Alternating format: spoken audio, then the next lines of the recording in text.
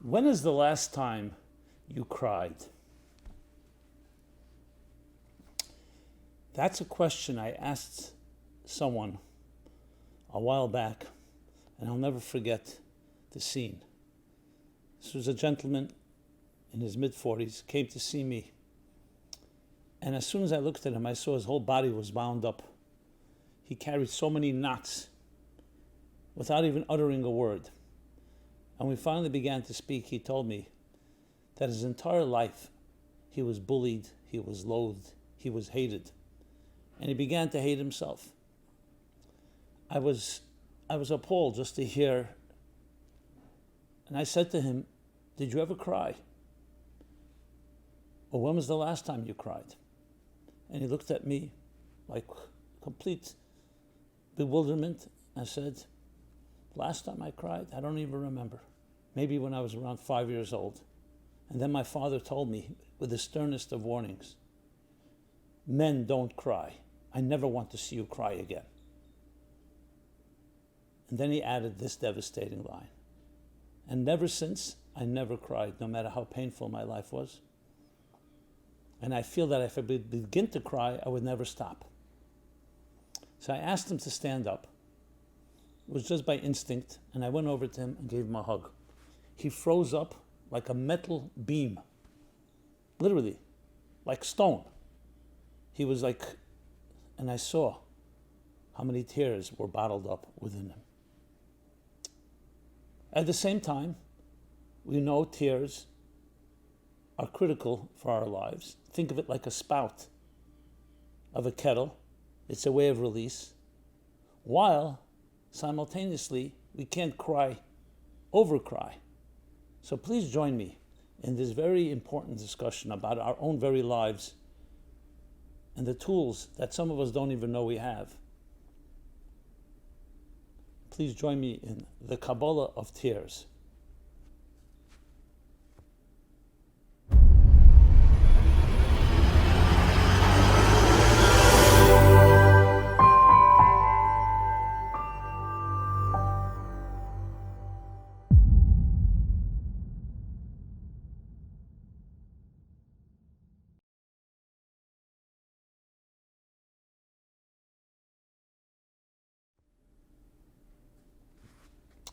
Hi, Simon Jacobson here, and we will be speaking about the Kabbalah of Tears. This program is dedicated in honor of a great man, Zev Frankel. He gave generously with tremendous love and devotion and would be missed by all who are blessed to know him. Yes, so this program is dedicated to his neshama, to his soul, and may his family be consoled, and may everyone who knew him, and even those that didn't, all honor him through this program. The Kabbalah of Tears. When was the last time you cried? And when I say cried, I don't necessarily mean cry out of grief. It could be cry of tears of joy. It could be tears of just existential loneliness. It could be tears of awe. And of course, there are also tears of pain, emotional tears. I asked the question because I'll never forget an event that happened a number of years ago, where a gentleman came to see me. He was in his mid-40s. And as soon as I looked at him, as soon as he entered my office, I saw that he was like stiff. I could see the knots and how much was bottled up within him, without even uttering a word. Then we sat down to speak. He began to share with me his life story. And ultimately, it was one personification epitomizing pain and suffering. He told me that his whole life he was loathed, he was bullied, he was always picked on. And he began to loathe himself. He says, and I would even create scenarios where people would take advantage of me. The more he spoke, the more painful it was. I couldn't even imagine living like that, 24/7. How did he come to see me? He had heard of one of my classes online and felt he wanted to reach out. He was clearly an intelligent person, but his potential was completely locked up in this deeply knotted, the body remembers and the body contains, and all the pains that we have in our lives are all embedded within our bodies. And you could see it in this fellow. As we're speaking, and I was just trying to be kind and empathetic and just hear his story, I asked him suddenly, just out of the blue, I said to him, when is the last time you cried? And he looked at me with bewilderment. And he said, last time, I can't even remember. I think it was around 4 or 5 years old. But I do remember my father telling me then, I never want to see you crying again. Men don't cry. And every time I was in pain, I wanted to cry. I was terrified because my father would catch me. And I had plenty to cry about. And I was thinking to myself, how many tears are bottled up in this individual? And then he added this devastating line. He said, and I'll tell you something, that if I begin crying, I feel like I'll never stop because I have so much, like a gushing wellspring. It will never stop. By instinct, I just asked him to stand up. He stood up. I went over to him and I gave him a hug, a bear hug. This man froze up. I felt I was holding on to this cold stone, like a metal beam, as tight as it can be. It's hard to even describe. It wasn't human. And I saw what happened. Armor. All the feelings, whether of pain or even of joy, were locked inside, and there was this solid brick armor, brick wall surrounding it all.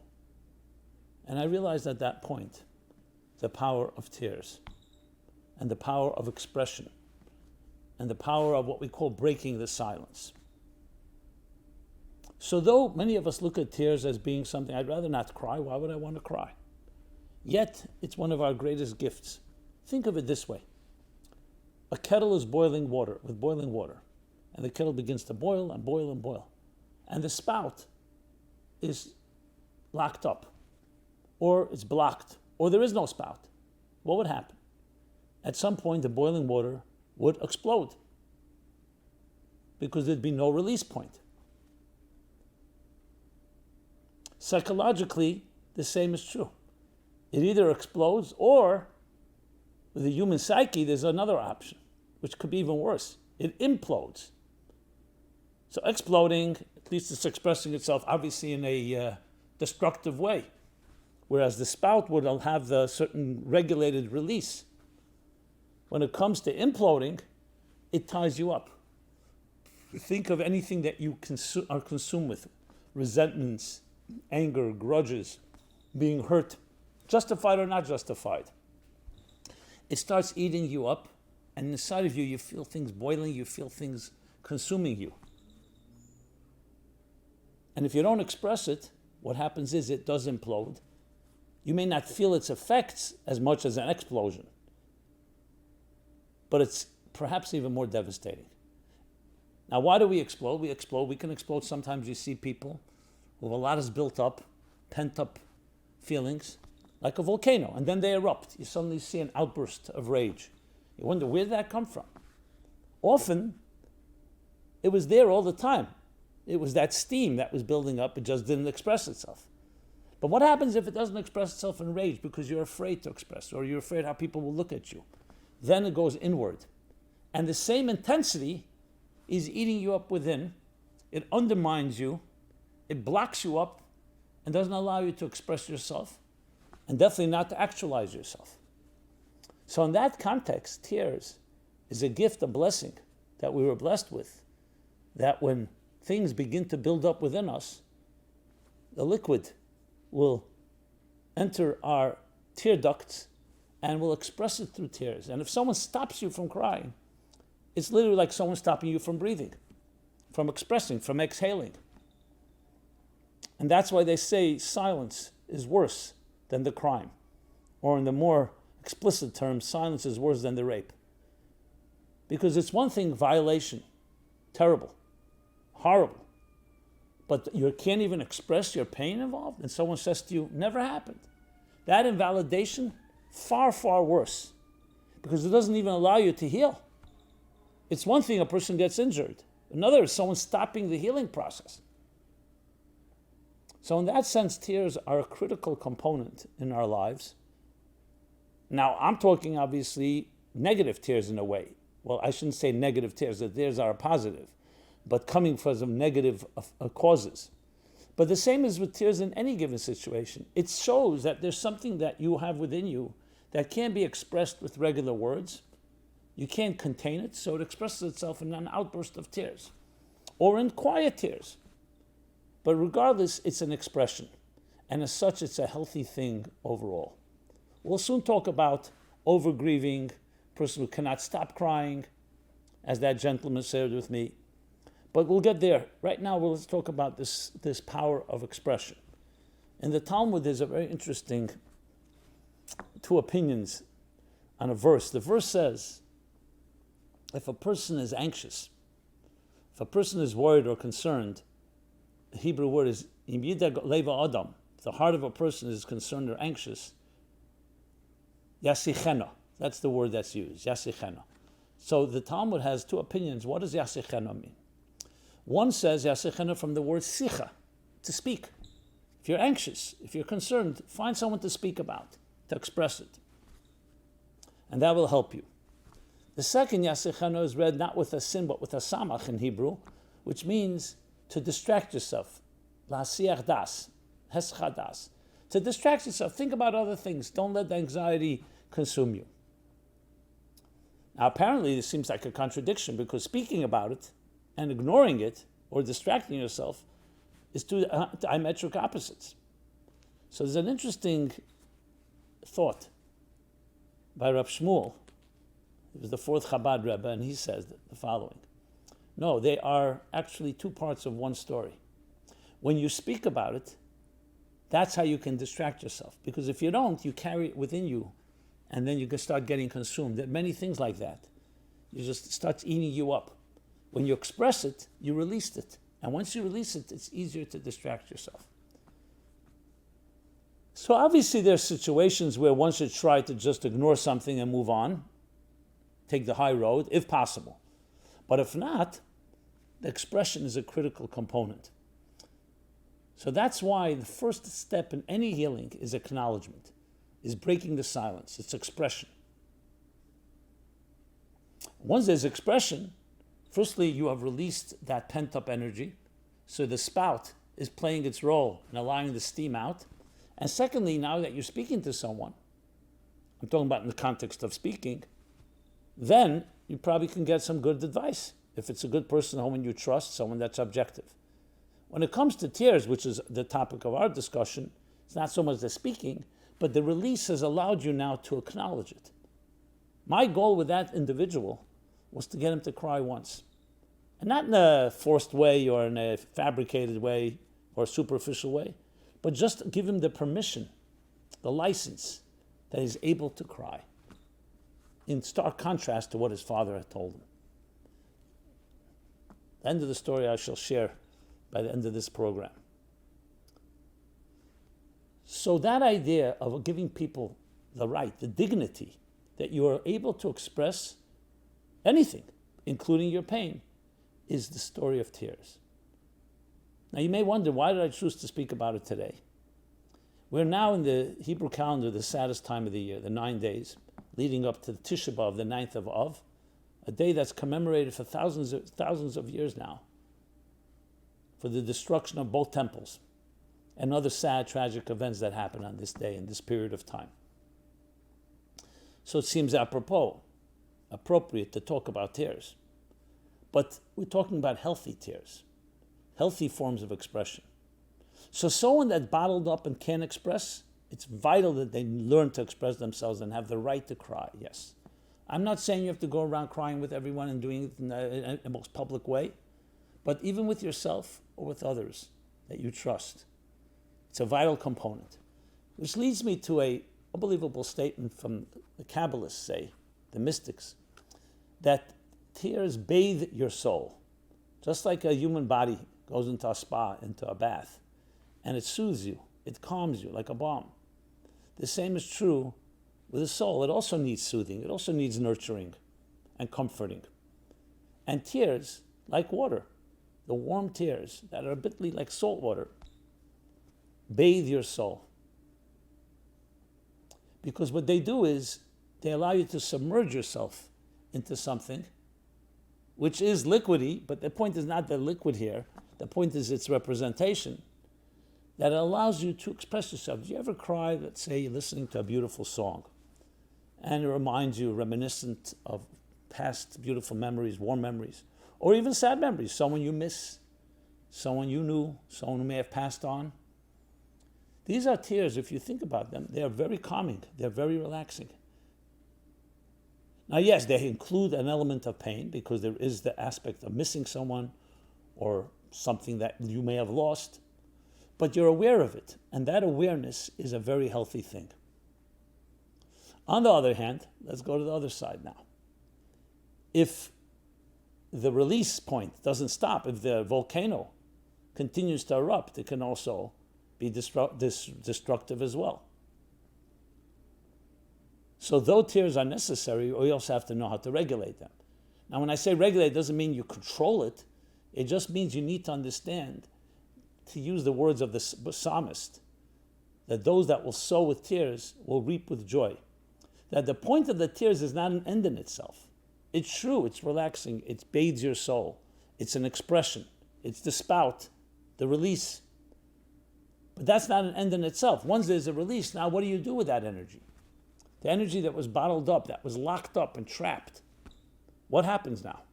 What happens, you want to take that energy and turn it into something positive. It's a very critical point. Grief, loss, pain, trauma, tragedy, all creates tremendous energy. The only thing, it's negative energy. But it's still energy. That energy, when it's harnessed, can turn it to be a powerful catalyst for tremendous change. Because all change happens with a lot of energy. But the energy has to be harnessed, it has to be channeled. So the second half of the story is, yes, we express ourselves, we express our feelings, we have the dignity and the license and the permission to express ourselves. But then that expression needs to be turned.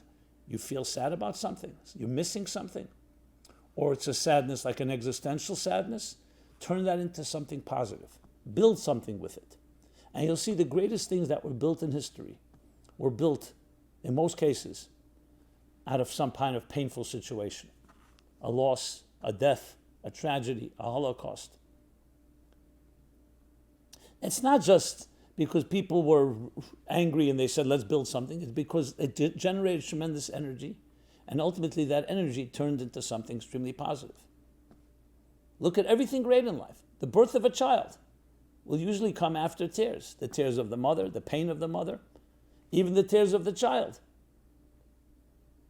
So if you think of it, tears are like raindrops that are sowed, are planted, and they then reap. They bear fruit. That's when you know that the circle has been complete.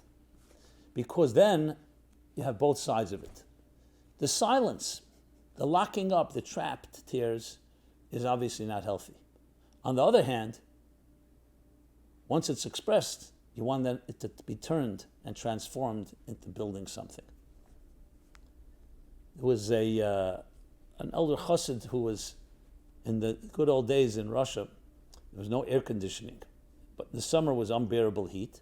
So what did people do for relief? They would go into these cellars, these cool cellars that were not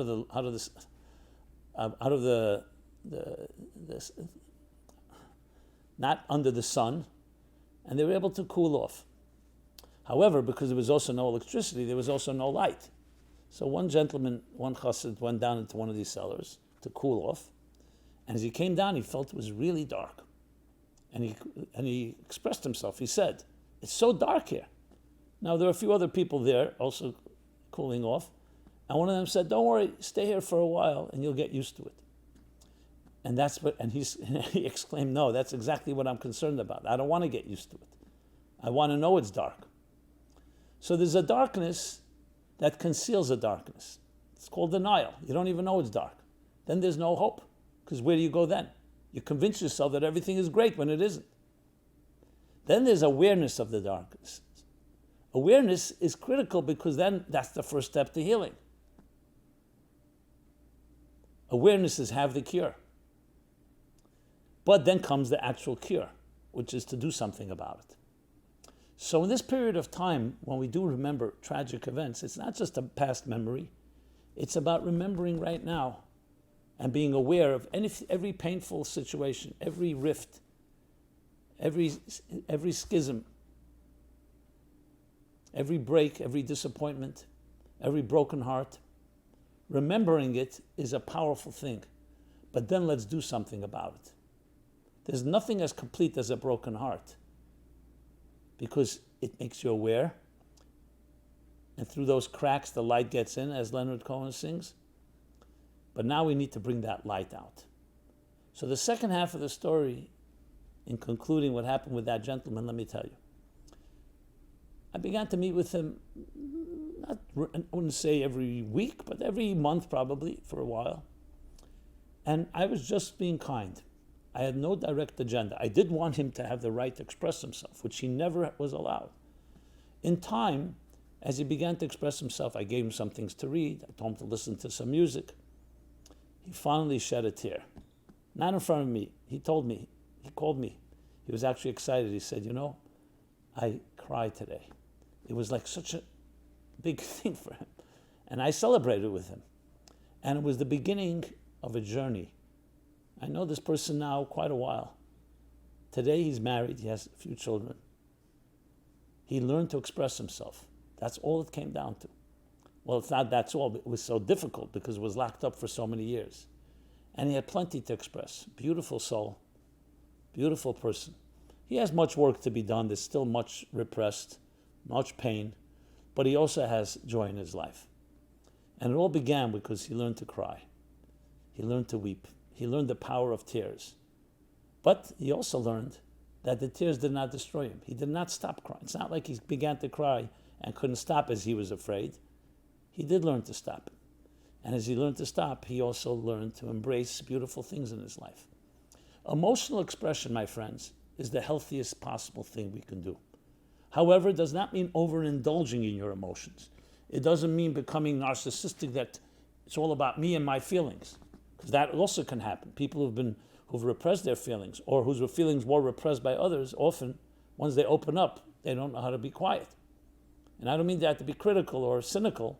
It means that you also need to balance it. Now, when someone expresses themselves, I will never say stop, obviously. But we also need to learn. We need to learn to express, and we also need to learn to listen. It's part of the experience. And that's one of the most powerful lessons that we learn from the Kabbalah of Tears. That tears have in them this spiritual, emotional potency that carries all kinds of energy. It's one of the mysteries of life. It comes out of our eyes, not out of our ears, not out of our nose. Our eyes that gaze upon things, the eyes that are the windows to the soul. That's where tears come from. And the words of the Zohar, the mystical work, the classic work of mysticism, Rab Shimon Bar Yochai, the words of the Zohar, they are like the raindrops of the brain, of the mind. They're not the full mind, obviously. When the mind is overpowered, like the expression there is Rabbi Akiva, the great sage, was studying the secrets of Torah, and his eyes were dripping with tears. Why? Because the intensity of the feeling was so powerful, couldn't be expressed just through words or through thoughts or through actions. The tears are like that eruption. But the eruption, as you see, is not always in pain. It could also be in great joy. It's essentially an expression from a supraconscious reality. Our consciousness, our conscious wisdom is expressed through words, through ideas, through thoughts, through writing, different ways that we express ourselves. But sometimes when you can't express yourself in those more limited containers, we have another container. It's called tears. So tears are really a channel, a bridge, an interface to another reality. It's bringing down. That's why they come as drops. Because as the Kabbalists explain, the more intense the energy, the more it has to come into very thin expressions or limited expressions. But in each drop lies this potent energy that the greatest ideas cannot contain. So in that sense, in addition to everything we spoke about, the expression, the bathing of the soul, the spa, the spiritual spa, there's also that element of it opening up channels to deeper states of consciousness and superconsciousness. So we see that a human being is far more than just what it seems. What you see is not what you get. There's much more lying within us. And the tears are like messengers from a deeper place. When I'm speaking to you, yes, I'm expressing some of my feelings, some of my thoughts. But when you see me cry, there's another expression coming from a deeper place. So it teaches us that we have access to more mysterious and more exotic, more abstract areas of transcendence than we may ever know. And that's yet another power that tears opens up for us. That's why it says that all the gates are closed except the gate of tears. That even when all the gates are closed, the tears can open up and pierce. You see, when someone you love comes to you and makes a request, sometimes you'll grant it, sometimes you may not. But when they cry, there's something that touches you. It's coming from their depths, reaching into your depths. So this is just a bit, called the tip of the iceberg, if you wish, of the Kabbalah of Tears and its power in our lives. We should not be afraid to access it.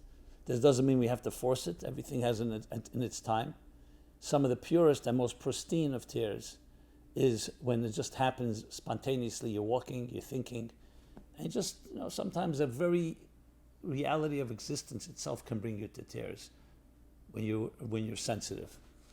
So when next time you cry, think of the tear as a drop. It's a drop of water, but in it lies tremendous power for you, for others, and even for the very cosmos, because those tears are carried all the way high to the highest levels, in the cosmic levels above, to draw down new levels, unprecedented levels of energy that we have not been able to access until we were able to reach into that deeper place. And ultimately, I want to conclude with a blessing in the prophets that says that in the future, God himself will erase all tears from our face, will wipe away the tears from our face. That doesn't mean that tears won't have value. It means the pain that has caused those tears will be wiped away. But the positive effects will remain with us forever. This has been Simon Jacobson, speaking about the Kabbalah of Tears, Meaningful Life Center, meaningfullife.com. Please subscribe, share with others, like, friend, all the different words used of getting the word out there. And I would love to hear your feedback, your thoughts, your suggestions, your ideas, your questions, and create a real dialogue. And may we only have tears of joy in our lives, only things to celebrate. And even when there may be a tear or two of pain, express it and then transform it into something really beautiful. Thank you and be blessed. May these days be transformed from sadness to joy and to great celebrations and holidays. This program is brought to you by the Meaningful Life Center. Please help us continue our programs. Make even a small contribution at meaningfullife.com/donate.